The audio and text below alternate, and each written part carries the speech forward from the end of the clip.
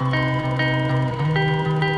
2022, I made a docu-series called Message in a Bottle, in which I looked at the state of PET recycling in South Africa. It turned into a deeply human story about community, about the natural world, about the ways in which people are working towards a better life, not only for themselves, but for everyone around them.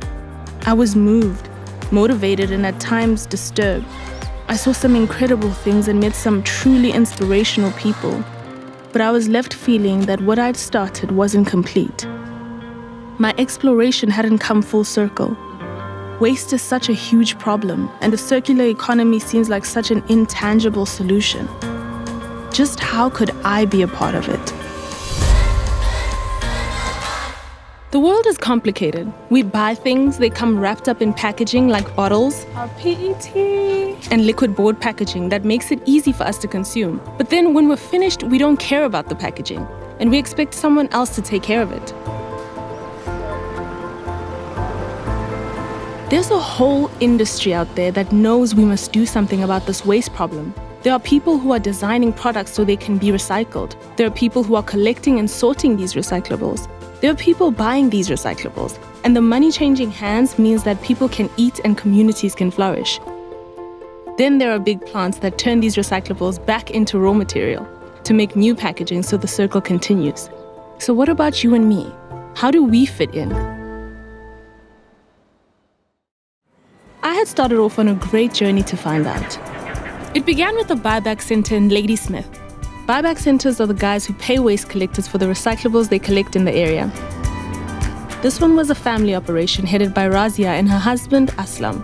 But family operation does not mean small. Oh my word, was their facility vast. A lot of people within the community didn't know that we, as a recycling depot, we're doing this much of diverting of waste from the local landfill. When I started, it was apartheid times. Things were difficult at that time. So with the help of a friend of mine, I had a bakkie and I used to go around town picking up the cardboard, plastics, etc. Yeah. What's been surprising, I must say, is the Gokos that we've got. And they're so passionate about it. I just love it. Yeah. I love interacting with the Gokos. Yeah. So over the years, slowly it just became bigger. I bought another vehicle. I bought another truck. The tonnages increased. It was hard work. And fortunately, it paid off. It was clear that the Patels were doing something right. But how do they get all these recyclables from such a small rural area? How do they energize the community to collect at such a scale? It was clearly time for me to go back to school. You guys are going to be the change we want to see for our environment. The idea is for the kids to go home and influence their parents to change their idea about waste management. Without social media, you're not reaching your target audiences. So I found that when we improved and expanded on our social media, we're reaching out more. What Razia and Aslam are managing to do is jaw-dropping. This family was literally changing the world, and I wanted to be a part of that action.